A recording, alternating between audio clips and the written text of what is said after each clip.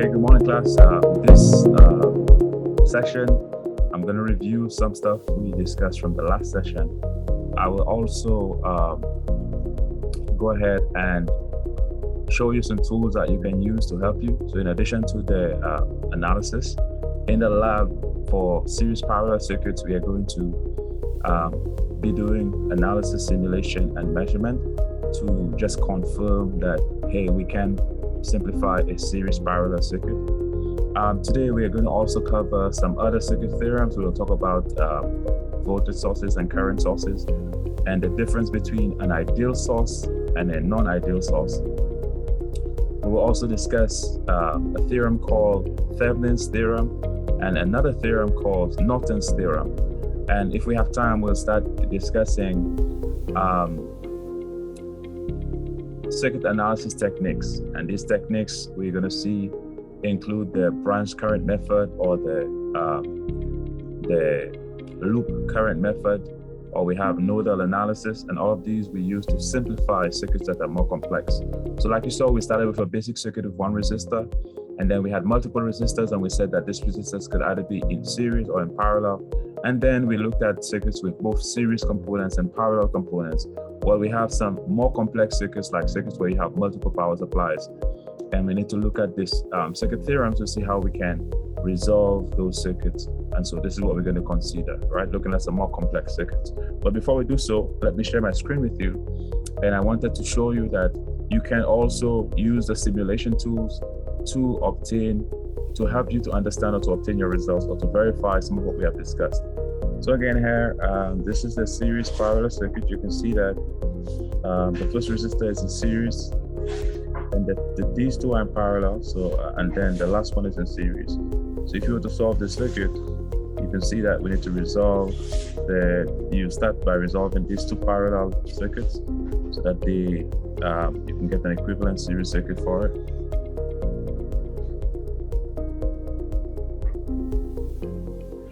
So if I leave all this as 1K, you can see that the first step is to resolve these two circuits. And when we find the equivalent power resistance, we will see that the parallel resistance will be half of 1K, so it's going to be 500 ohms. So this will end up being essentially a series circuit with three series resistors, 1K, 500 ohms, and 1K. And so if we measure the voltage drop, we will see the voltage drop will be accordingly. The current is going to be the same for the circuit. So I put the current here, and if I get the voltage, I can get the voltage after this resistor. So let's get the voltage after this resistor. Get the voltage after this resistor as well. Now you will see as well that the current flowing through these branches are going to be the same since they have the same resistance. So the current here is going to be the same as the current in each branch.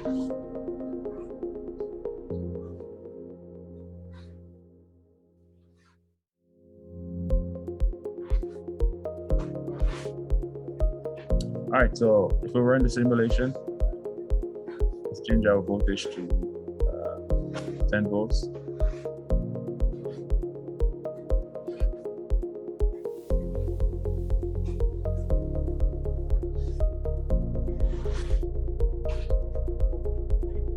All right, so if you run the simulation, you can see all the voltages. So again, we have 10 volts there from the battery, 4 milliamps flowing.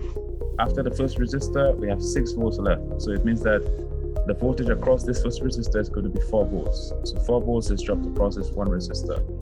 Then after these two parallel resistors, we have 4 volts left. Now keep in mind that this voltage is the voltage across this resistor, because if I put a voltage probe after this resistor, notice that we're going to have 0 volts left. So this last 4 volts is actually the voltage across this resistor right here. So you can see after this resistor, we have 0 volts left. So 4 volts is dropped across this resistor, 4 volts is dropped across this resistor. So it means that we have 2 volts dropped across this resistor right here. Now notice as well, we have 4 milliamps flowing in this branch here. But when we get to this branch with two parallel circuits, the current is going to split up. So you can see that 2 milliamps flows through this branch here, and then the current with this branch is going to be 2 milliamps as well. And so we can actually calculate the voltage across each resistor using this simulation. So what would this be? If you want to simplify this or to simulate it, let me show you what you would have. So I'm going to put it in a Word document.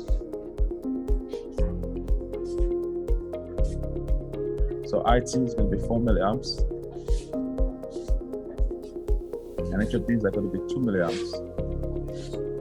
Because the resistance in the branch is equal. Here we have 10 volts. The voltage across R1 we said, so if you start with 10 and after R1 you were left with 6, then it means that you dropped 4 volts across VR1. And then the voltage across VR3, as you can see here, or VR4, okay, let's change it to VR4. I need to add a slot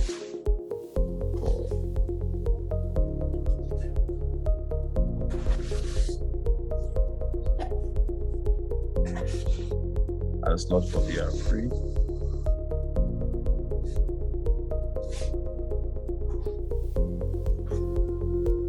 So again, the voltage across VR4 is also, so you have 4 volts here and then you have 0 here, so the voltage across it is 4 volts as well. Now again, the voltage across this is going to be the same because they're in parallel. So this is going to be 2 volts across the VR2 and 2 across R3. Again, that's because they're in parallel. So this is the information that we can get from this circuit. Of course, from here we can calculate the power if we need to. If we wanted to calculate the power for the entire circuit, we just go ahead and do that one. So if we wanted to calculate PT, P we know is voltage times current, so it's going to be VR, it's going to be VS times IT, which is going to be equal to 10 volts times 4 milliamps, which is 0.004 amperes, which gives us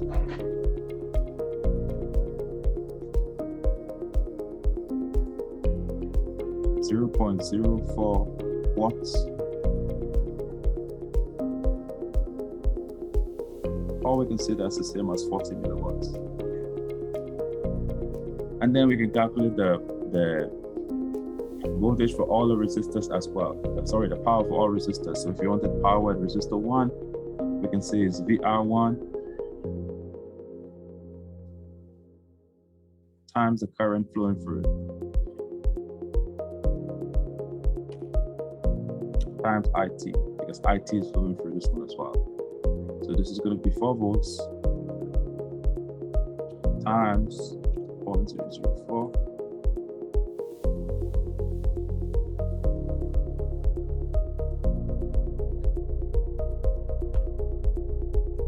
which is 0.16 milliamps.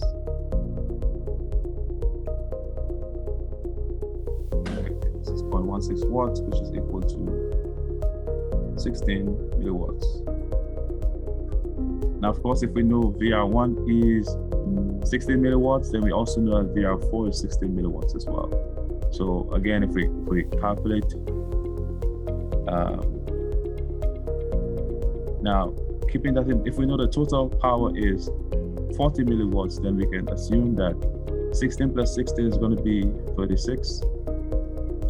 32, and so we should have 8 milliwatts across these two resistors, 2 and 3. And so we can also calculate that or estimate that we maybe have 4 milliwatts across each of these. So let me calculate one of them. So PR2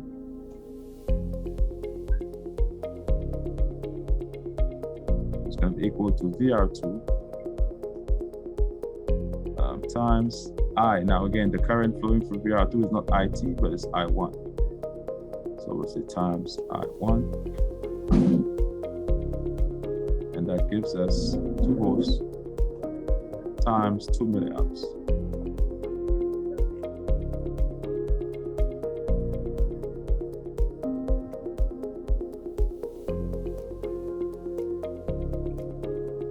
So this is the same as 4 milliwatts. To obtain this material, you would have to go to module number 6. So if you go to modules under cost, and you go to, so the last time we looked at module number 5. If you go to module number 6, this is where the information is. So let's look at chapter 8 first. Thevenin's theorem, and we also want to look at circuit analysis techniques like the branch current method and the loop current method. And of course, we're going to cover this in this last week that we have in this course. So again, I'm going to go to presentation on chapter 8.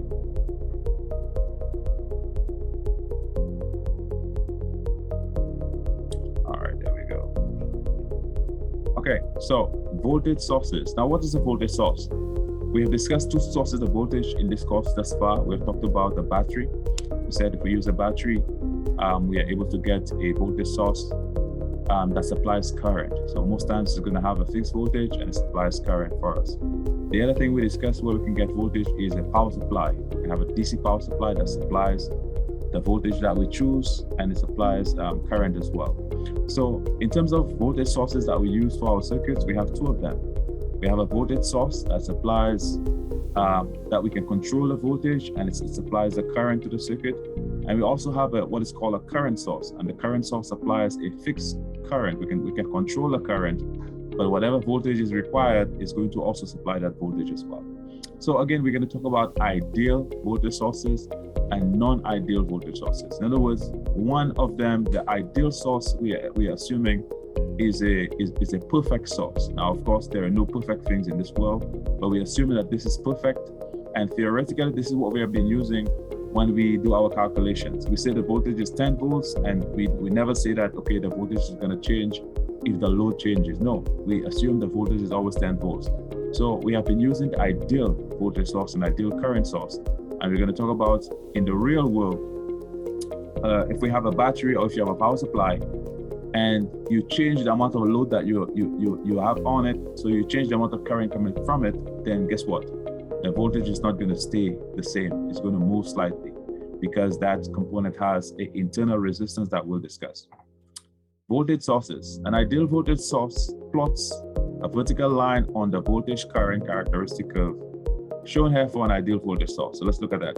Here is the graph showing the plot for an ideal. The red line is the ideal voltage source. What does that say? It says that if we have our voltage source and we set the voltage to 6 volts, yeah? So it means that the voltage coming out to 6 volts.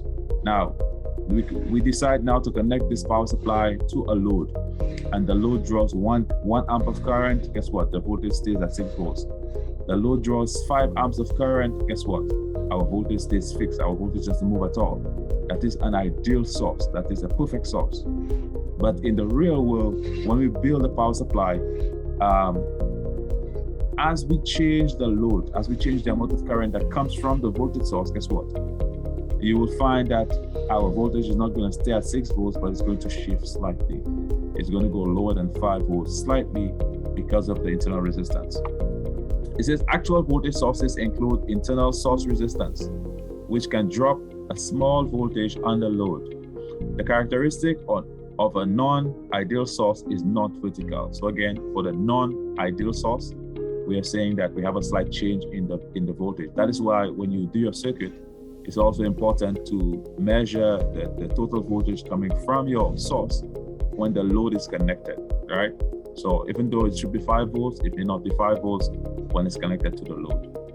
Okay, again, this graph shows an ideal or perfect voltage source, which is the red, and a non-ideal voltage source, which is the blue. We're saying as the current increases, our voltage source voltage will slightly lower, and you will see why. So this is the circuit that we use to represent a practical voltage source. A practical voltage source is drawn as an ideal source. Now, this is what we've been using. We say that this is an ideal source, but for a practical source, and a practical source is one that is not ideal, the voltage will change slightly with the load. You can see here that we have a source resistance in series with the ideal source. So again, a practical source, this is called a practical source, is an ideal source in series with a source resistance. So here's an example. If a source resistance for a 5 volt power supply is 0.5 ohms, and again, the source resistance is normally very small. If the source resistance is 0.5 ohms, and we take this power supply and we connect it to a load of 68 ohms, what is what is the voltage across the load? In other words, we're saying how much of the voltage from this 5 volts will be across our load. So if you measure the voltage coming from your source, what will you get, right? Now, an easy way to do that is to use the voltage divider equation, because we know that the voltage across the loads is based on the amount of resistance in each load. And so if you have the amount of resistance in the load divided by the total resistance, we actually have the ratio of the voltage that's across this resistor. And so again, VL is going to be RL over RT, which is RL plus RS times our voltage source. And so we see here, for this power supply, when we connect our load of 68 ohms, we have 4.96 volts across the load, right? So the voltage across the load is not our 5 volts, but it's 4.6 volts. Okay, so let's talk about current sources now. So what is a current source? A current source is a power supply that supplies a fixed amount of current. Now the voltage that develops for this current to be fixed will change. And let's look at this, right? It says an ideal current source plots a horizontal line on the voltage current characteristic as shown. For an ideal 4 milliamp source, so if our source supplies 4 milliamps of current, practical current sources have an internal source resistance which takes some of the current. The characteristic of a practical source is not horizontal. So if you look at the perfect source, if we have a perfect source supplying 4 milliamps of current, when the voltage is 0, the current should be 4 milliamps. When the voltage is 2, the current should be 4 milliamps. So in other words, as the voltage changes, the current should not change. But you see with the practical source that we have a slight change in the amount of current that is being delivered as the voltage changes, because we are now taking into consideration the internal resistance of our power supply that is supplying the current. And when we take that into consideration, we can now calculate exactly how much current is going to be delivered to our load. And again, this just shows that we are growing in our understanding. First, we started with the ideal power sources. Now we are looking at a more realistic version of the power supply. So again, current source. A practical current source is drawn as an ideal source. Again, this would represent the current source. The arrow of the line inside of it, this is the ideal source. And we put a source resistance in parallel with it, right? It says when the source resistance is infinite, the current source is ideal. So again, if you look at this here, normally you say if this resistance is infinity, right? If you have a great resistance here, then of course you have an ideal source. But if the resistance is not infinity, of course, it doesn't matter how large this resistor is, some current is going to flow through it here. And let's look at an example. It says if the source resistance of a 10 milliamp current source is 4.7 kilo ohms, what is the voltage across a 100 ohm load? And so you see now with the current source, our circuit appears as a parallel circuit, correct? And so now we can actually use the current divider equation to calculate the amount of the voltage across our load resistor. So of course, how do we calculate the voltage across our load? We essentially determine the current that is flowing in each resistor. And then of course, we use Ohm's law, where we can simply take this current and calculate voltage with it, right? Because again, Ohm's law tells us that voltage is current times resistance. So if you find the current, you multiply it by the resistance, you will find the voltage. So again, like I mentioned to you, the current divider equation is just like the voltage divider equation. We only use it when we have two branches. And the way it works is that instead of putting the actual resistor we want, so if you want the current in this branch, instead of putting the resistance for this branch over the total resistance, if you add the two resistors, you're going to use the opposite resistance. So if you want to find the resistance here, you're going to say the ratio is this resistance over the total. So you can see here, we want to find RS. We want to find IL, which is the current in the load, but we are going to use the resistance of the source over the two of these, and we multiply it by the total source current. And so we get that the current flowing here is 9.8 milliamps.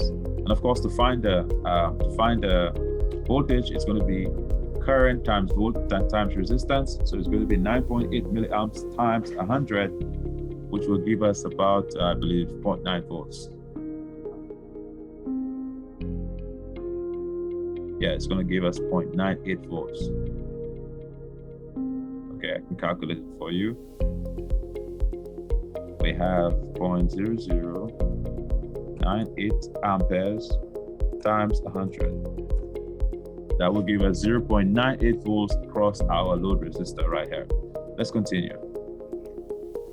So sometimes it's important for analysis to convert a voltage source into a current source and a current source into a voltage source. Any voltage source with an internal resistance can be converted to equivalent. So again, we see how equivalent keeps being repeated. When we talked about series and parallel, reducing the combination of series and parallel circuits, we said we wanted to find the equivalent resistance. So here we're saying that if you have a practical voltage source, that is an ideal voltage source with a source resistance, we can then convert that to an equivalent current source and vice versa. And that's important because when we look at the Norton's theorem and the Thevenin's theorem, it's about conversions as well.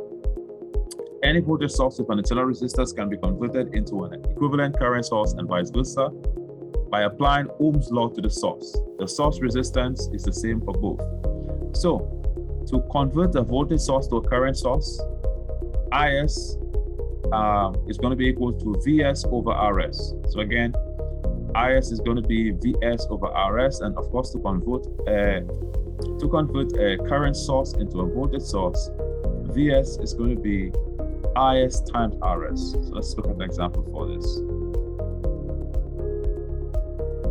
Okay, I'll give you an example. So again, RS stays the same, but if you want to find IS, we can divide VS over RS. So we'll do an example before we end. This is one of the theorems that we're going to discuss. It's called the superposition theorem. And this theorem, the way we use it is that we are able to, for example, and we're going to come back to this, where we have a circuit with multiple power sources, and each of the sources has an effect on the circuit. And so how do you know the voltage across here? Now you can measure it and you're going to find the correct voltage. But if you want to calculate it using analysis, how do you find that? A technique that we sometimes use is called a superposition theorem. And what happens is that we actually calculate the circuit properties using one source at a time. So this source, we're going to short it, and we're going to calculate the circuit properties using one source at a time.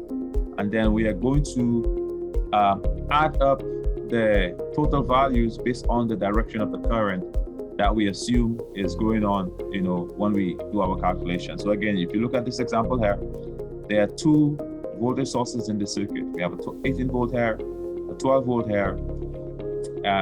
Current is coming from this here, is going through this resistor. Current is going this direction, and current is also going this direction from this source. If you look at this source here, same thing is happening.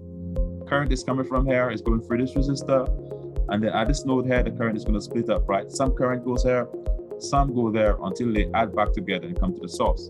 Now we want to know, okay, well, how does the current coming from this source and the current coming from that source interact? And what is the total?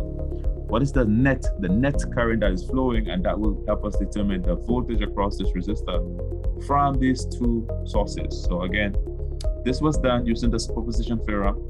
And you can see here, when only source one was used, they calculated the resistance, the total resistance, the total current in I1 and I2, right?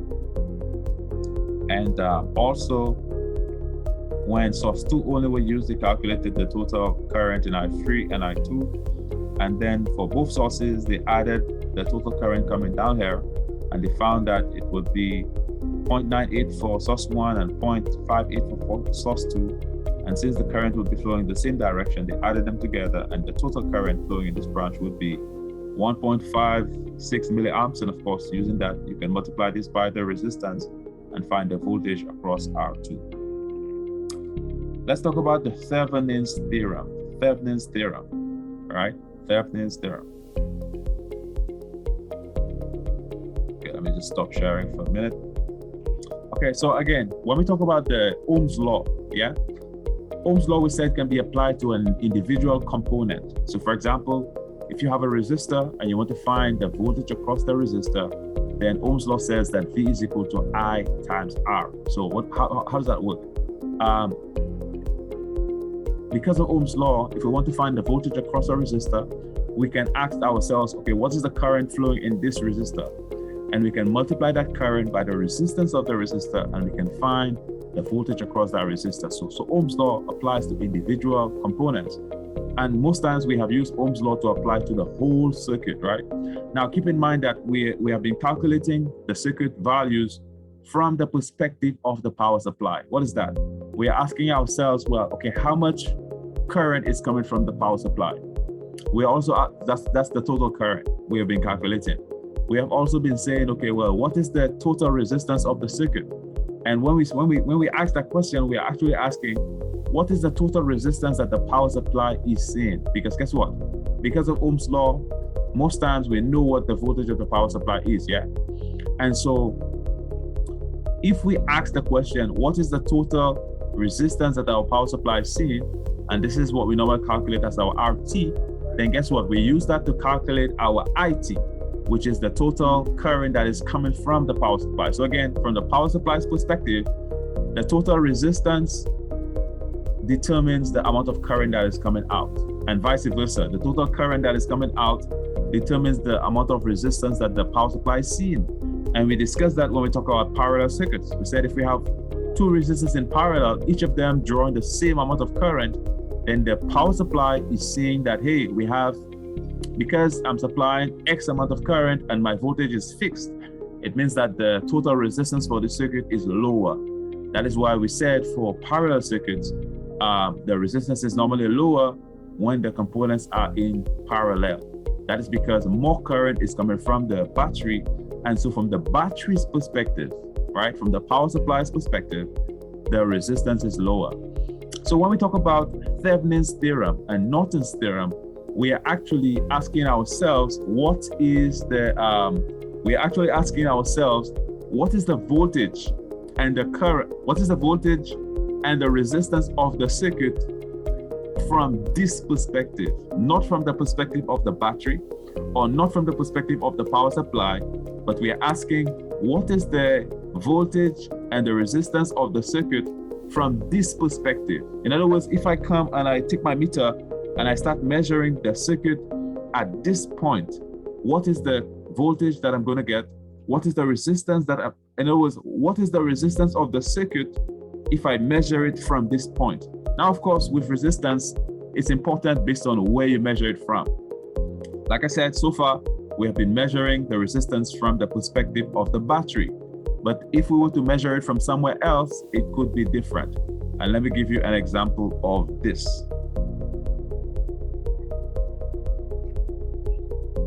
So let me just disconnect this branch here and see if I can get the resistance. Okay, so it tells me that the resistance here is 32.164 ohms. That's the total parallel resistance from this side. Then of course the other side would be the same thing. So let me connect the other side and disconnect this side. So now what is the total resistance? It's going to be 32 point, right? So we can see the resistance is the same, right? Now we're going to be asking ourselves, I'm going to change this circuit so that we have maybe a combination of series and parallel, and then we're going to measure the resistance from two different perspectives. Series parallel combination circuit, right? Let's measure the resistance from this side and the resistance from another side. So if I measure the resistance from this side, okay, I need to make sure it's on ohms. So again, if I measure the resistance from this side, what is the total resistance?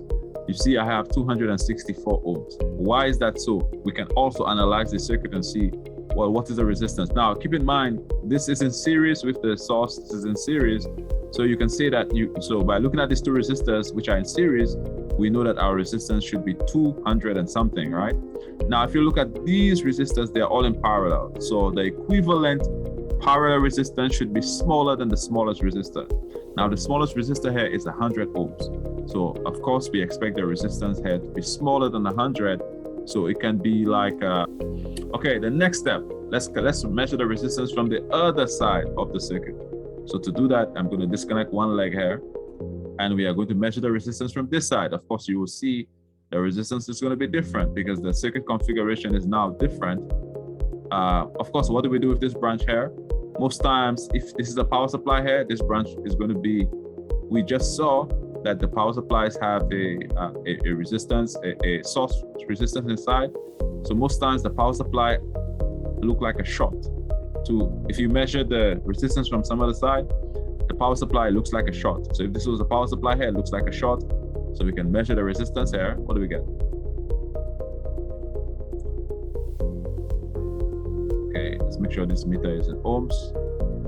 So if you look at the total resistance that we are seeing with this meter, if you measure the circuit from this perspective, it is no longer 260 something ohms, but rather we have 48 ohms.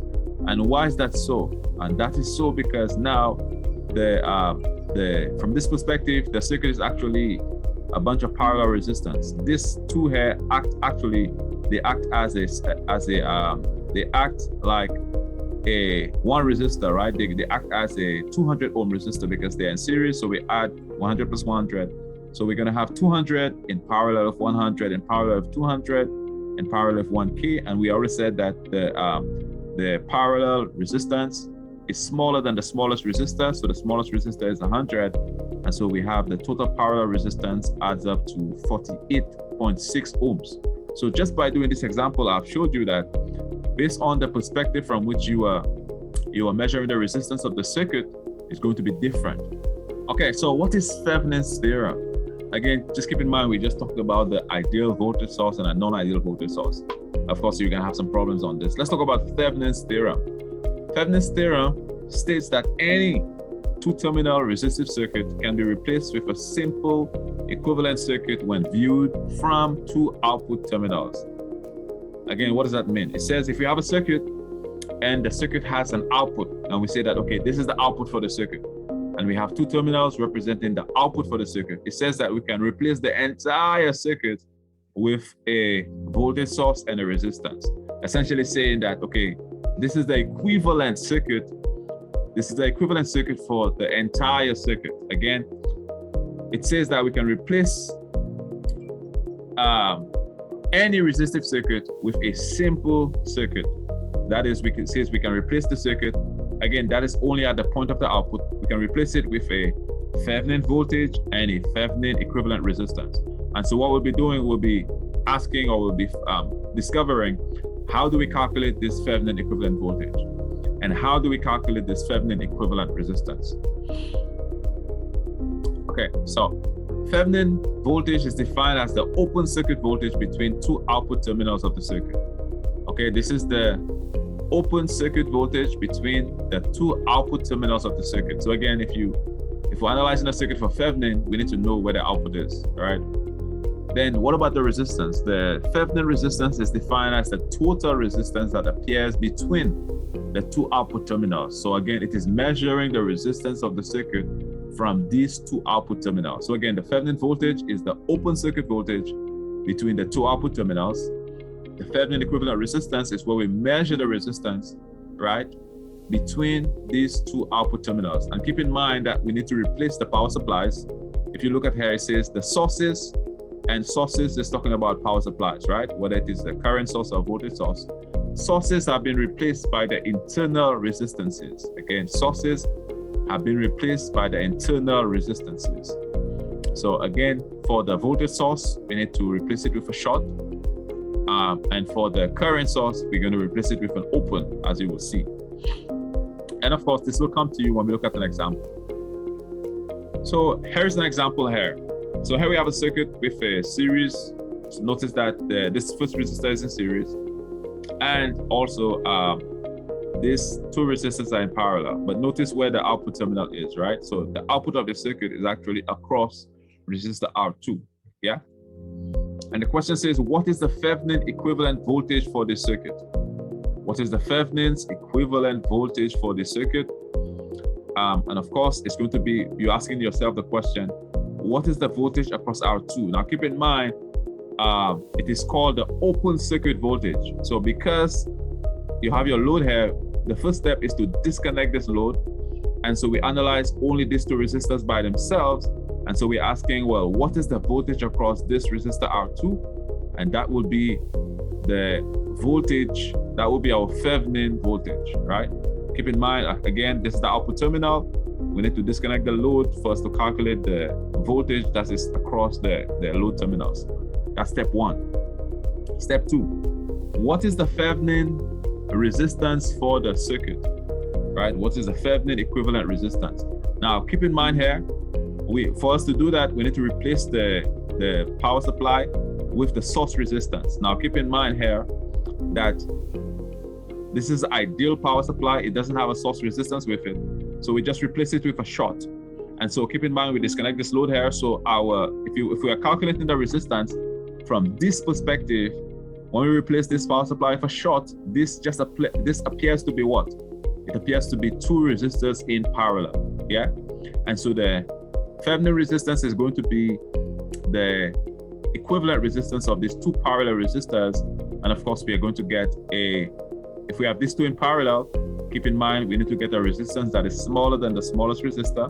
So if you do product over the sum, that's a way to get the parallel resistance of two resistors very easy. We can get our source. So let me just show you on the screen here. If we do product over the sum, that will be 10K, and I'm just going to do it in terms of K. 10 times 27 divided by 10 plus 27, which is going to be 57. And you see we have 7.29K here, and that is our source resistance. Again, why? Because anytime we're doing Thevenin, we do not take the load into consideration. We disconnect the load, we calculate the Thevenin voltage, that is what is the voltage across our output, and we also replace the source, and then we calculate the total resistance that we see from this point of our output. Secondly, if the question asks you to calculate X and Y with the load, this is when you use the load. But if you're calculating Thevenin's, the equivalent circuit, you do not need to use the load. It says, remember the load resistor has no effect on the Thevenin parameters. All right.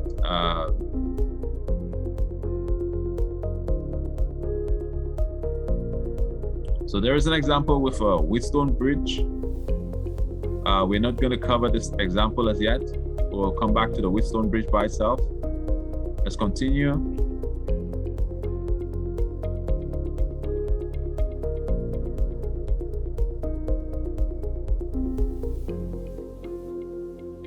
The next theorem we have after the Thevenin's equivalent theorem, we have the Norton's theorem. And the Norton's theorem states that any two-terminal resistive circuit can be replaced with an equivalent circuit when viewed from the output terminals, and the equivalent is. So Norton's theorem is saying that anytime we have an output for a circuit, which is a resistive circuit, we can actually replace that circuit with an equivalent circuit. But instead of using a voltage source like the Thevenin's voltage source, we're going to use a current source. And keep in mind that we said that we can convert a voltage source into a current source. So Norton's equivalent theorem, Norton's theorem tells us that we can replace the circuit with an equivalent circuit with a current source, and that's all we are doing. So the question now is, okay, how do we find the Norton's equivalent resistance, right? How to find the Norton's current? And Norton's current is defined as the output current when the output terminals are shorted. So for Norton's current, we are going to short the output terminals, and then we need to calculate the current that is flowing, and that's going to be our Norton's current. Now, what about the Norton's resistance? Well, this is the same. We essentially use the same method as the Thevenin's equivalent resistance, where we short all the power supplies and we calculate the resistance from the perspective of our output terminals. So here is an example here. So we have a circuit here. Again, this circuit is a series parallel circuit, and we're asking, what is the Norton's current? Again, to find the Norton's current, we need to short the output here. So if you put a short here, guess what? You're actually bypassing this resistor, because the current is going to go to the path of this resistance. It comes here, it goes through this resistor. Instead of going through this resistor, which is 1K, is going to go through the short. Now the short is like a jumper, a wire. So it's going to go through the short, and so it means that all your current is going to flow through this short right here and go back to your load. So what is the maximum current? If you want to calculate this, you only use, your circuit is going to be a one resistor circuit. So the only resistance you're going to use is 560, and because all the current will flow through the short, none of it will pass here, and that is how you calculate that Norton's current. So let me calculate it so you can see. So to find the Norton's current in this case here, is going to be our voltage. So again, Ohm's law says current is voltage divided by resistance. So we are saying the only resistor we're going to see here, keep in mind this is disconnected, we don't mind it. We'll put a short right here, and so all our current goes through the short. The current doesn't go through that resistor R2. So we only see one resistance of 560. So we say 10 volts. So Ohm's law says that current is equal to voltage over resistance. So we have 10 divided by 560. And that gives us our current that is going to be flowing, which is 17.85, and it's rounded up to 17.9 milliamps. That's what you see right there. What about the Norton's resistance? Like we said, it's the same way we do the Thevenin's equivalent resistance. So we replace this power supply for short.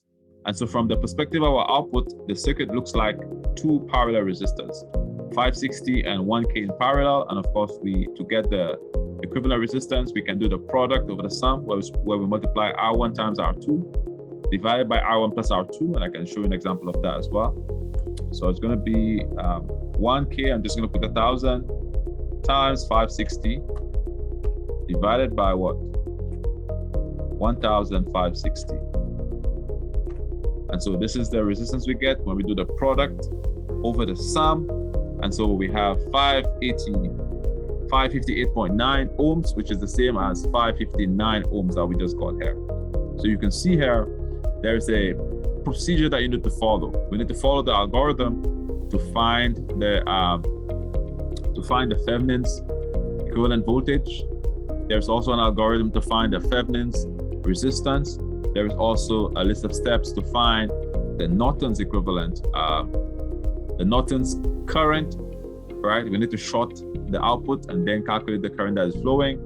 There's also a method to find the Norton's equivalent resistance, which is the same as the Thevenin's equivalent resistance.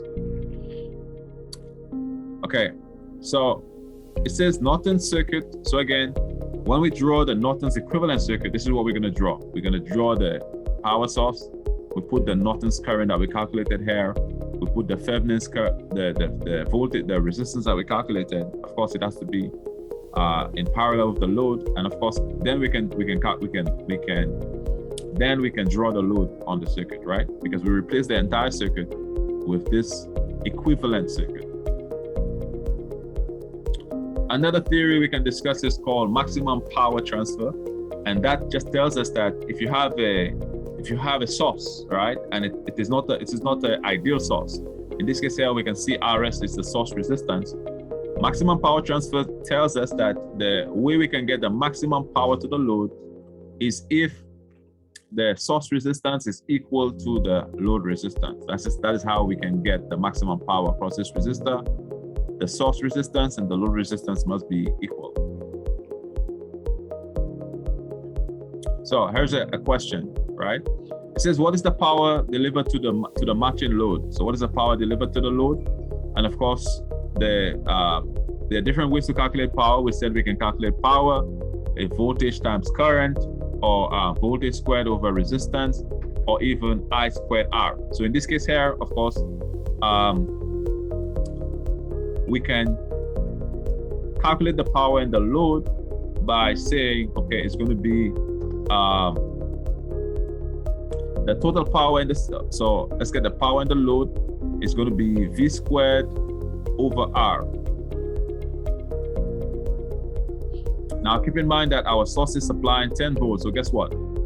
Based on the voltage divider method we talked about, we know that the voltage is dropped across the resistors based on the amount of resistance. Now, since they have the same resistance, guess what?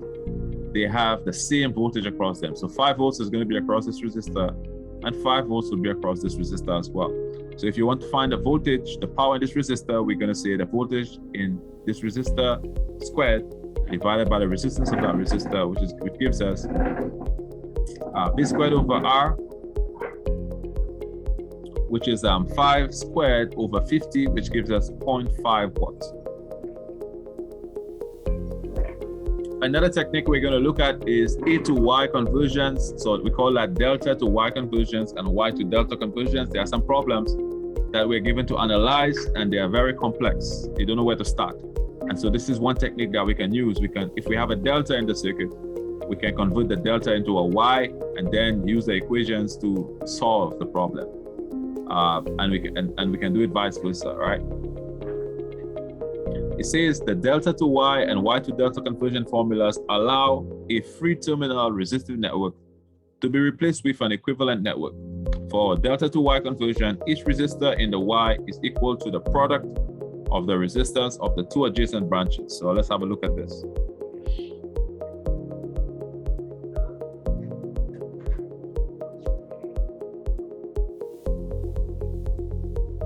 So there are equations that you can use for this. I think I have some examples for you. We have some sample questions as well for you here that we want you to review. Let us continue. I think we need to look at some examples. So if you go back to the course, on the section 6, there was a lecture there. It's not there anymore. I'm going to replace it with this one.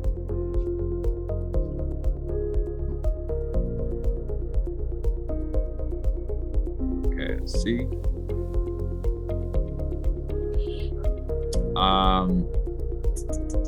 Let's have a look at this whiteboard right here. So there's a PDF here. Let's have a look at it. Circuit theorems.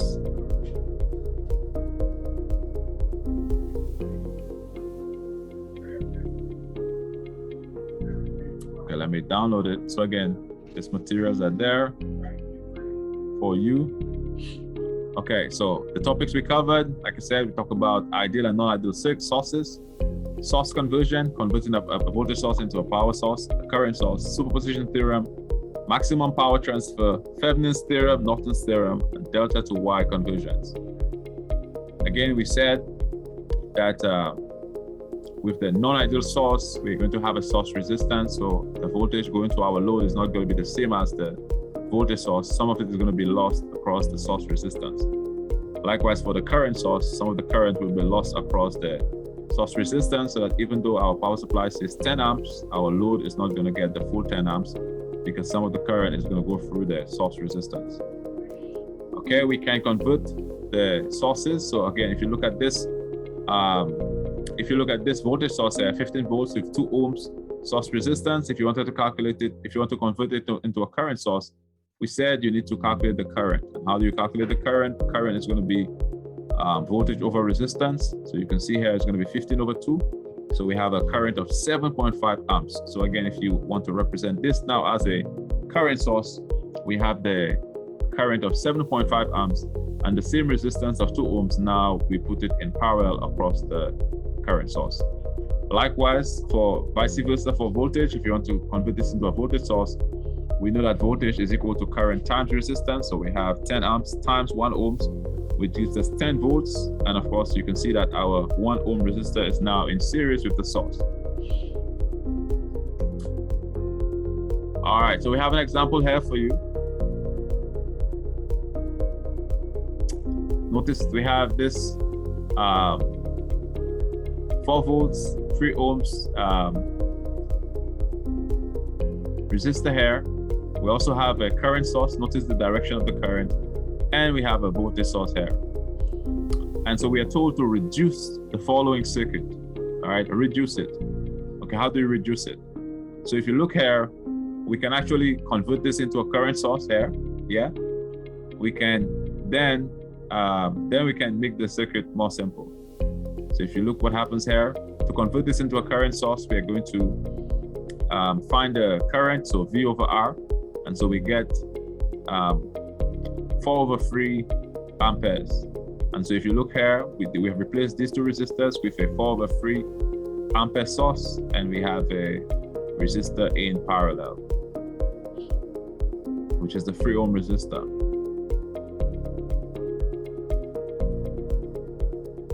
Now, because we have different Since all of these are in parallel, we can move these two these two current sources next to each other. Notice here we are saying 4/3 amps. So we are subtracting this current source minus this one. 4/3 amps minus 1 amp, so we get 1 foot amp. So we said components have opposite directions. That's because, again, you can see the arrows are different. So we replace these two with one current source, which is the direction is going up, and the current is 1 foot ampere. Now keep in mind, we still have this 3 ohm resistor here in parallel and this 6 ohm here in series. Okay, what's the next step?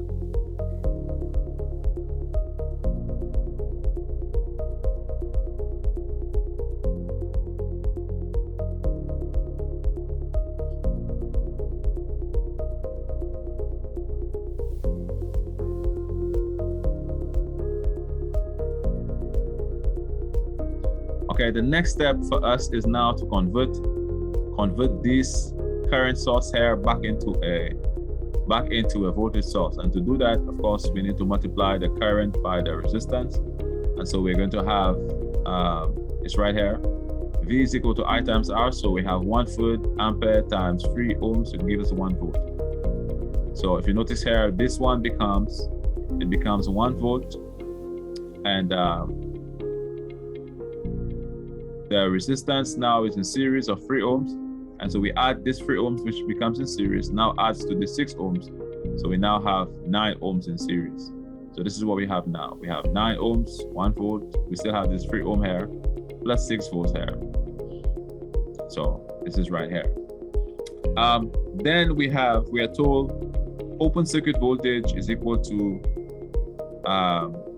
minus 6 plus 3 plus 9 times 1 volt is equal to minus 23 volts. So we have minus 5 volts present here. Okay, let's see what is happening here.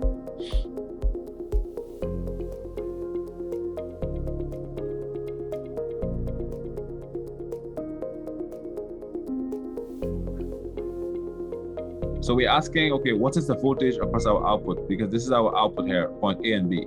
What is the voltage we are seeing? And of course, the voltage we are seeing is that we have 1 volt here.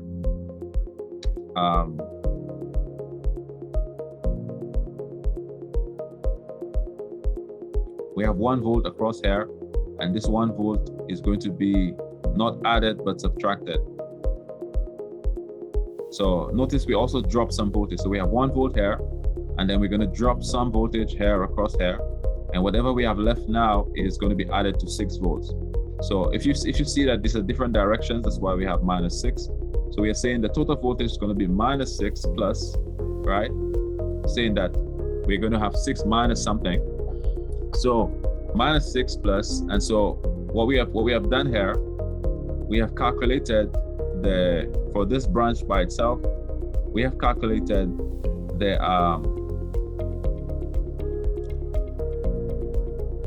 voltage that is present. So if you analyze this as a series circuit using the voltage divider equation, we're saying that the voltage across this resistor right here is going to be 3 over 3 plus 9 times 1 volt. And so we have a very small, 3 over 3 plus 9 times 1 volt, and we minus that from 6. So again, if you look at it here, 3 over 3 plus 9, 3 over, I think that's 12, which is 0.25 times 1, which is, so we have 0.25 volts here, and we minus this from 6, minus 6, and so it gives us 5.75 volts present here. Now to find the equivalent resistance, or the Thevenin's equivalent resistance from this point here, if we replace this with a short and replace this with a short, then we just have these two resistors in parallel. So our total parallel resistance from this point appears to be, again, it must be lower than 3 ohms. We have product over the sum. So our total resistance will be 2.25 ohms. And so you can see that we replace this entire circuit here with this equivalent circuit where we have an open circuit voltage, and we also have a Thevenin's equivalent resistance of 2.25 ohms. We have another example showing superposition. Like I said, superposition says that we evaluate the circuit as one source at a time. And so here is our circuit. See here, we have 21 volts, we have 42 volts here, we have a resistor here, and so forth. Now, first thing we will do is to just establish the currents. So we say that, okay, this is I1 here, and then the current will go down here, and some will go here. So if we take step A, if we take the circuit one step at a time, we replace this source with a short, and we can show the circuit, the current directions. The current comes from the battery, it's gonna go here, and of course it's gonna split up here, right? So the first thing we do is to find, okay, what is the total resistance in the circuit? And we can see that 3 is in series, and then 6 and 12 are in parallel. These two are in parallel. And so we calculate the parallel resistance using the product over the sum. We add it to 3. And so we have a total resistance of 7 ohms for this circuit here. We can then find the current. It's going to be V over RT, which is 21/7, which gives us the total current coming from the battery of 3 amperes. Now, of course, this 3 amperes is going to split. So we calculate the current in I2. So to calculate this current, we actually use this resistor over the 2.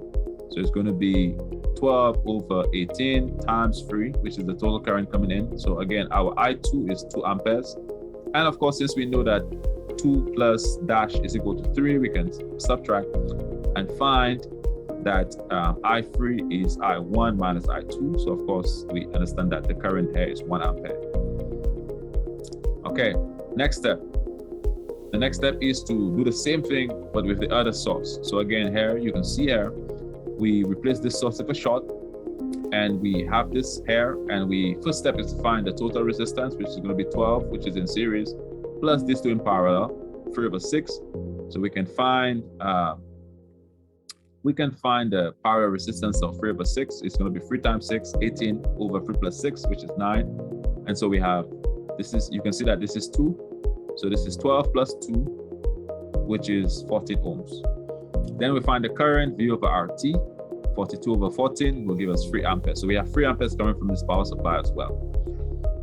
Then we say, okay, how much current is going through I2? So then, of course, it's going to be the opposite resistor, R1 over R1 plus R2. So it's going to be 3/9 times 3 amperes. So we have a total of 1 ampere going through I2. And so, of course, if we subtract, we know that 2 amperes are going here. So what do you do after you have calculated for each circuit? Well, you need to check the direction. Of course, for the direction, for I2 is the same. They are both going down. But of course, for I1, the currents are opposite, and for I3, they're opposite, right? So again, this one is going this direction, this is going this direction, and this direction. So you see here, we have to subtract. So we can say I1 is equal to 3 amperes minus 2 amperes, right? Because you can see here, we have 3 amperes here, we have 2 amperes here, so 3 minus 2, so we have 1 ampere over I1. For I2, they're in the same direction, so we add them up, so we have 3 amperes in I2. And for I3, it's going to be 1 ampere minus 3 amperes, so we have minus 2 amperes in I2. And that only tells us the direction of how things are going. So now we know the current in each branch. Guess what? You can actually calculate the voltage drop across each resistor because you know the current there, right? But most times you're not asked to find that, you're most times asked to find the current. All right, so let's look at another example for superposition. I think we have more than one. We have one of current. So I'm gonna leave some of these for you. Let's keep this one. If you notice this one, the current, the polarity of the voltage is flipped. And so this is a more interesting one to look at as well. Let's look at the one of the current, right? Current source. So notice here, we are told to determine the current I by superposition. Okay, notice I is the current flowing through this resistor right here, right? What is the current I? And use the superposition theorem. So again, if you look at here,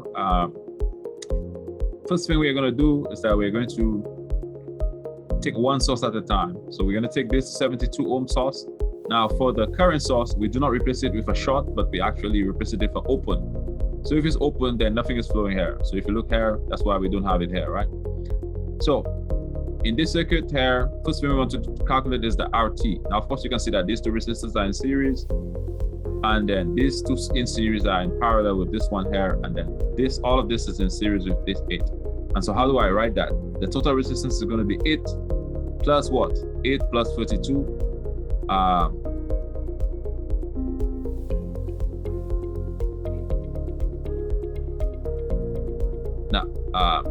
Plus 8 plus 42. So why am I using 8 plus? So I'm saying 8 in parallel with 42 because I'm assuming that these two are going to be added together, so they are going to be one resistor. So 16 plus 16 will give us 42. So now I just have these two in parallel, right? So I just have 42 in parallel with 8. That's what I'm saying. The total resistance is 8 plus 8 plus 8 parallel 42, of course, 8 plus, and we use the product over the sum here. So we multiply 8 by 42 over 40, and we get 14.41 ohms. Then after we find the total parallel resistance, the equivalent resistance, now again, this is the total resistance from the perspective of the power supply. We find the current. Of course, the current is V over R. So we have 5 amperes of current. Secondly, we find IA. Now in this case here, the current that we're interested in finding is going to be I, the current here, right? IA. So in this case here, that current is going to be, to find it, we are going to use the opposite resistance. So we have 8 over 8 plus 42 times IT. And that gives us 0.2 times 5 amperes. So we get a total current of 1 ampere flowing right here, right? Which is and again, this branch is essentially a series branch with 42 ohms. The second point is where we take the current source. Now we replace the voltage source with a short. Yes. And our first step is to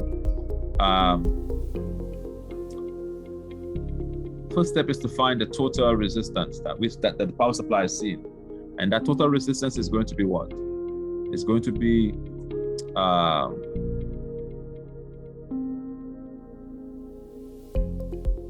well, before we do that, we are going to simplify the circuit somewhat, right? So we simplify these two here. This is 8 ohm and 8 ohm in parallel.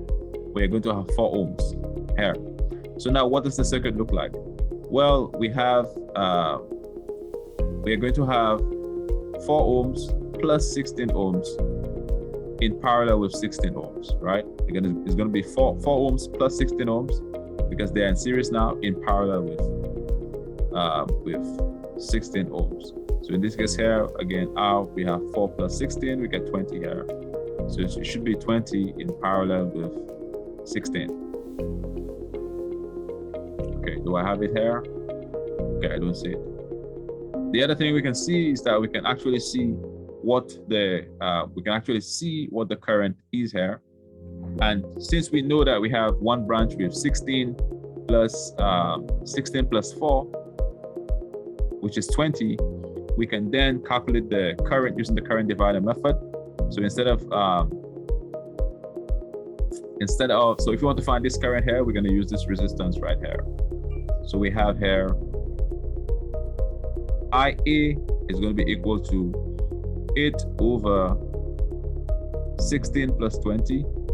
Sorry, 16 over 16 plus 20 times IT, which is 16 over 36 times 18 amperes coming from our source here. So of course, the current flowing through this branch here, which is our IA, is minus 8 ohms. And so to find the total current flowing in that branch, using superposition, we actually have minus 8 plus 1, which gives us minus 7 amperes flowing through this branch from both sources. So again, we have to evaluate one source at a time, and then we add the results algebraically. Coming to an end, I don't want to overwhelm you.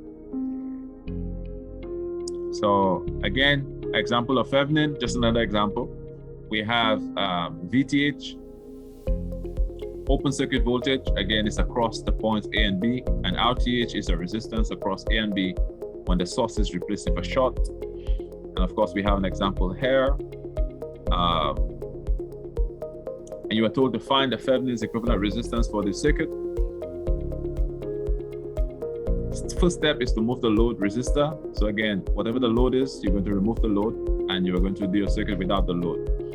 The second step is to find RTH. So you just find, okay, if I put my meter here to measure resistance, what is the resistance across this point? And so to do that, we are going to be saying, okay, what's the total resistance? So of course, if you look at this, this is going to be in series, this is in series, and these two are going to be in parallel. So the total resistance is 5 ohm plus 1 ohm.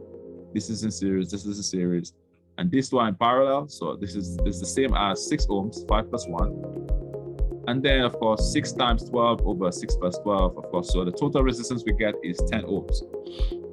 So this is going to be our RTH. The second step then is to draw the equivalent circuit. No, the next step, sorry, is to find